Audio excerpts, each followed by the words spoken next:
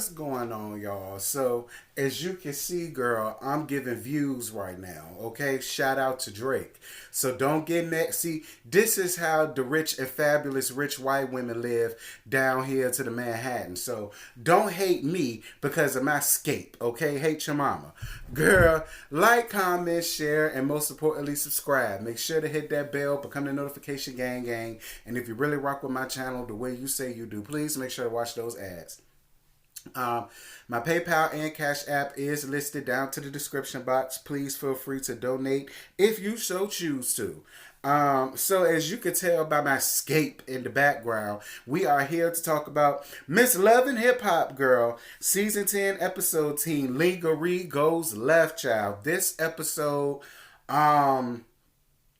it was good in some places, dull in most, but for the most part, I'll take her. So Jonathan, Yandy, and Sin go out to meet up with him and his nephew Derek, who has a very serious condition that enables him to walk.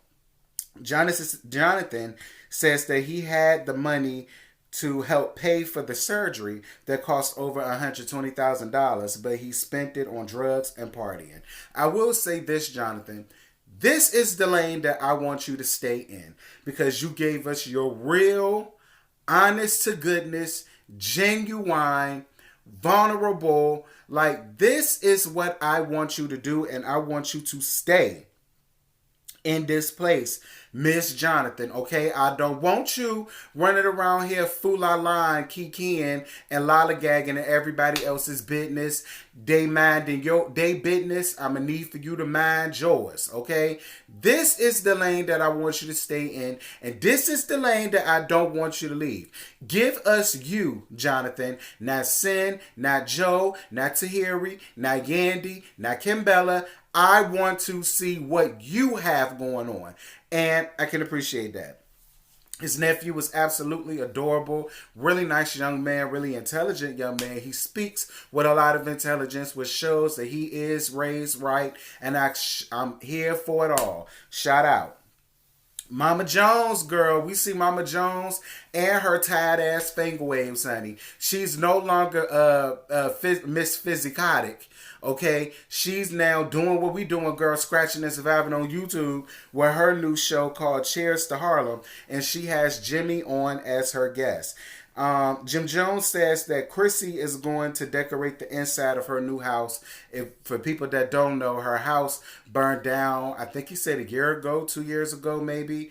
And, you know, she's having a house built from the ground up. And I'm all here for a son who takes care of his mama. Come hella high water. He gonna make sure Mama Jones got someplace to lay her head other than his house and disturbing his peace. And I'm all here for that. Yandy meeting up with Olivia. I will say this. Liv looks good, girl.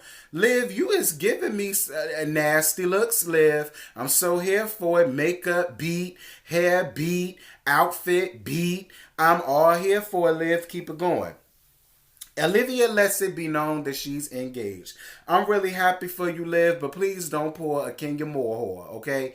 Don't pull no Kenya Moore and pull your man up into something that he don't want to be in, okay? I'm glad that you brought it up. I'm so happy for you. Congratulations. Thank you for not keeping it a secret because, girl, we know how you do. You love to sit up and you be sitting on some tea of your own. You'll never like to spill it, which is why people called your ass boring on the first to third season that you was up here on Love and Hip Hop. But I'm really glad to see that you are coming out of your shell. You was giving us your real. And congratulations to your fiance, honey. From what we could tell, he's tall, dark skinned with dreadlocks. So yeah, girl, you're right. Girl, we don't need to see his face because y'all know me for my works, and I live here now. Okay. Yandy tells her that she and Kimbella no longer speaks to each other. Now, Olivia, I will say this. You friends with Chrissy, you friends with Kimbella, and you friends with Yandy. Don't offer up no opinion to none of them hoes, okay? You want to stay as neutral in this as possible. You already know how childish and immature Chrissy can be when it comes to people that is her friends. You know what I'm talking about. So it ain't even no need for us to get all up and indulge way deep into that. You understand? You need to stay as neutral in this as possible. Don't give no opinions. I don't care who asks you for their opinion, girl. Don't you give it. Because you don't want to be in the middle of this messy three-way love affair, okay? At first it was too difficult, but now it's just too emotional for me, okay? Shout out to Lil Twist before he run around here starting to look like Lil Wayne with his ugly ass. Moving right on along. Olivia tells Jeannie that Rich stole $170,000 from her, but she doesn't see Rich doing that. And I get it, Yandy. Like, I would say I didn't see Rich doing that, but considering that he came under P. Diddy and the Bad Boy family, no way out. Like, he worked under the biggest shyster and con artist known to man. So it doesn't really surprise me none at all that he's pulling moves like this. And we're going to get down to that gag in a minute. Kimbella meets, not Kimbella, girl. I done lost my foot in here. Hold on, girl. Jonathan meets with Chrissy and Kimbella to talk about the jump-a-thon to raise money for his nephew. Chrissy says she'll think about going, but she'll probably just give him a check. I'm not mad at Chrissy for that. It's like, listen, I understand Yandy put all of this together, and I know because she put it together, she's going to be there. I understand it's for a good cause, but I'm with Chrissy. Girl, I don't care what's going on. If I feel as though my peace is going to be disturbed, I'm not going to have my ass there. So I'm really not mad at Chrissy for saying, listen, this is for your nephew. I understand it. And girl, I don't mind giving you a fat check. Okay? But as far as my presence being there, I don't really think I want to do that. Because the last time I was in front of her face, I almost had to claw her damn eyes out. I'm in a good space. I ain't even trying to go there with nobody no more. So, and I'm here with Chrissy for that. And if anybody don't understand it, well, fitty-do to you too. Rich goes to see his mother Jewel, a.k.a. Sister Harderbrink from A-Man, and tells her what happened with Olivia. Sister Harderbrink feels like she owes him money, and she knows that because she did the books. And don't get me wrong, I understood exactly where Sister Harderbrink was coming from. I really did, especially if she juggled the books, and I get it. But I'm sorry. The fact that her voice made the song what it was, I still do feel like she's owed something. Like, I don't feel like Rich is deserving of the whole $170,000 that he took, Sister Harderbrink. Like, I'm sorry, and I get it. You business oriented. I get it, girl. You always have your hair in a nasty bun. That's what all of the professional fish do. They put their hair, wrap it up in a nasty bun. And I so totally get all of that, Sister Harderbrink. But for you to sit up here and try to make it seem as if Olivia ain't owed a penny, that she got her money from the touring, and what touring she did, I don't know. I mean, girl, I ain't never seen Olivia on no damn tour. So you must be talking about the little shows that she booked down to these little hole-in-the-wall clubs. Girl, that don't amount to no $175K. That's old to her. But his mama feels as though he needs to sit down with Cisco to get down to the bottom of what Olivia is saying. And we're going to get down to that gag in a minute. Girl, Miss Samaya. We finally get to see Miss Samaya. It is really good to see Samaya. Girl, Samaya running around here making big boy money, honey. She ain't close to Diddy, but I mean, you know, she close enough to where they could be invited to the same party and have the same social circle. Mama says she got some tea that's out that done turned her into a millionaire, honey. She was featured in Forbes, so she ain't lying about where she at. And I'm all here for Samaya. If we all remember, she was living in somebody's attic, girl. Didn't have a penny to her name. Olivia was giving her all this kind of grief about what she ain't gonna do and what she ain't gonna make it. But girl, she proved Olivia, Chrissy, and all the rest of you hating assholes wrong. And I'm so here to see Samaya. I'm here for her. I've always liked Samaya. I liked her way back when. So it's really good to see that she's doing good and she got from under Lady Luck, we hope. Jen coming to the Jumpathon. I don't bit more believe that Jen and Sin and Yandy and Jonathan are, four peas in a pod. I feel like she has to do something. Like the whole Fresher situation, she has to do something. So why not put her amongst the rest of the racial ambiguous winners and men and see where that goes. So fine, Jen. Cambella comes to support, but Chrissy does not. And it's like I said, I'm here with Chrissy not showing up. Maybe y'all don't get it or don't approve simply because of what the situation was about, but I'm a grown ass man, and I definitely get a grown ass man getting a grown ass woman, and I definitely get it. Jonathan keeps trying to get Cambella and Yandy to talk, but I just want him to leave it alone. Like, this ain't the time or the place for you to be trying to get these two people, these two women to sit up and talk, especially with what happened later on down in the episode that we gonna get to.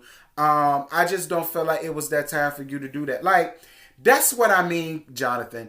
It shouldn't phase you no type of way whether they're friends or not. So long as you stay neutral and good friends to the both of them, let them deal with that. You stay out of that. The same advice that I gave Olivia is the same advice that I'm giving you. Stay out of it. Stay neutral, but stay out of it. Period. Girl, is it me or is the scenes with Chrissy and Jim just a snooze fest, girl? Like, anyway, Chrissy says that she doesn't have a relationship with Mama Jones, but hopes that by her redoing the inside of her home, that'll bring them closer together. I mean, Chrissy, I guess, but listen, 2020, no forced relationships. You ain't been having no relationship with this woman. Ain't no need of you to try to have no relationship with her now. That's just the way I feel. Yeah, I understand. That's the dude she with, Mama. I get all of that, but girl, who cares? No forced relationships in 2020. If it ain't worked then, ain't no need of trying to make the shit work now. That's how I see it. And I don't want no argument from none of y'all about it. Rich, Peter, and Cisco sit down to hash out the Olivia situation. But girl, is it me or is Cisco looking fine? I said, ay caramba, papi. Yes, girl. He done slammed down enough to where he finally got a neck. He slammed down all in his face. He ain't got no pot belly pig stomach no more. Like, I'd be interested to see him without his shirt off now. Like, I don't know, Cisco. I always said I'll give you the rum tum tugger, okay? Shout out to the cats meow. But now I was just playing back then, but I'm really serious now, Cisco. I'm here for the new Cisco. I want to see more, Poppy. Yes.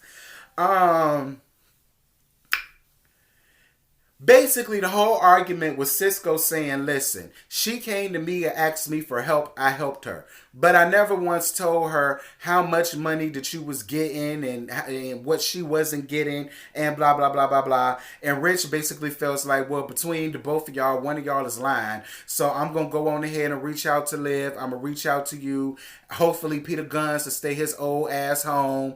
You know what I'm saying? Like, Peter, I don't even know what you needed to be there for anyway. Like, don't you got a gig on Cheetahs? That's what you need to be doing, Peter, because we don't want to see you on Love and Hip Hop no more trying to mediate between the Creep Squad. Like, I don't want you in that space. I want you on Cheetahs. That's what I want you to do. Jonathan Sin, Yandy Samaya. Jonathan Sin, Yandy Samaya. Jen and Cambella have a little nasty lingerie slumber party. A little burlesque theme. And that was Jonathan's way of basically thanking all of them for coming in support of his nephew. He raised over $95,000, way more than what he was expected to raise. And kudos to you, Jonathan. And Jonathan, do right by this money. All right? Do right by this money. No more pills and potions, Shout out to Nikki, even though I don't like her. I did like that song. You know what I'm saying? I still love. Anyway. They started playing Truth or Dare, and the question was asked about, does anybody have a problem with anybody here? Now, see, Jonathan, this is all your fault. You could have played Drunk Uno, Drunk Tic-Tac-Toe, King's Cup, Deuces for shots, Spades, whoever loses or go over their books, gotta take a shot. What's in your purse? You know, all of the games that us girls play when we have girls' night. Out of all the things that you could have done, you wanted to play Truth or Dare. Like, Jonathan, you should have known from that point on it was going to be what that was, which was basically a shit show. Kimbella brings up exactly what her problem is with Yandy. Kimbella says that Yandy didn't do anything when Chrissy and Kimbella fought. And you know, Kimbella, I can't agree with that. Now, even though I don't really rock with Trash Can Yan like that, right is right and wrong is wrong. And at the end of the day, and I feel where you coming from.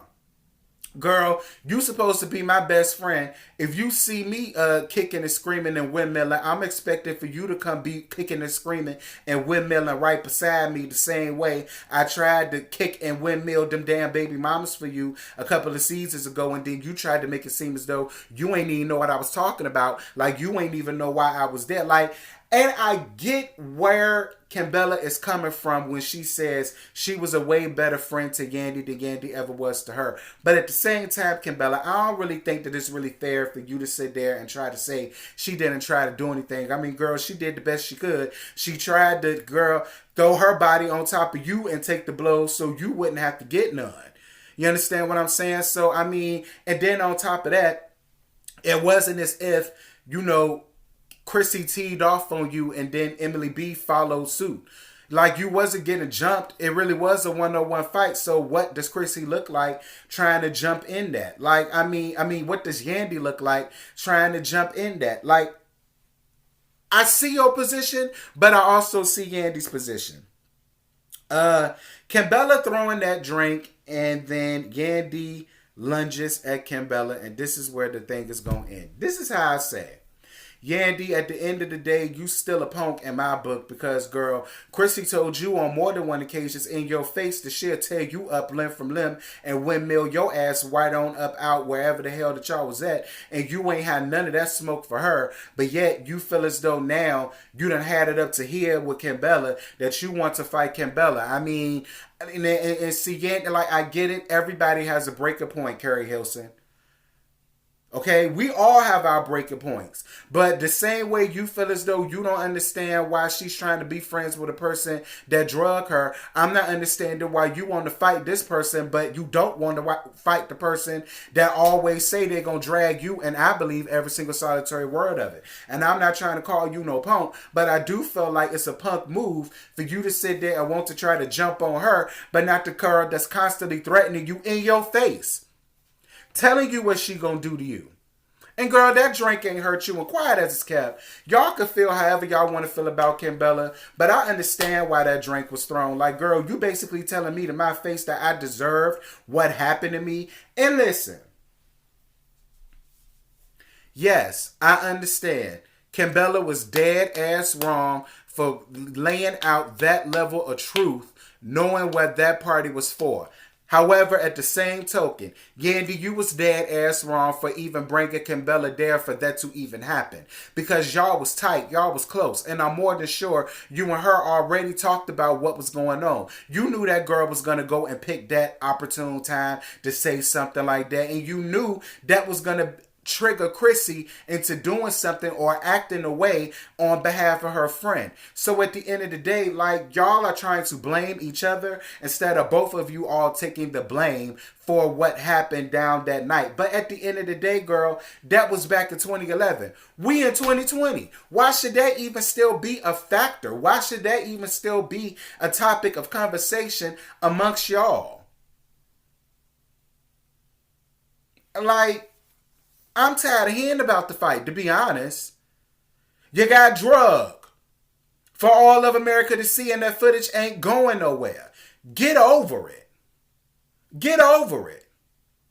And Yandy, you need to go on ahead and admit that you knew what she was going there to do, and you knew that won't gonna fly well with Chrissy. But you brought her around anyway.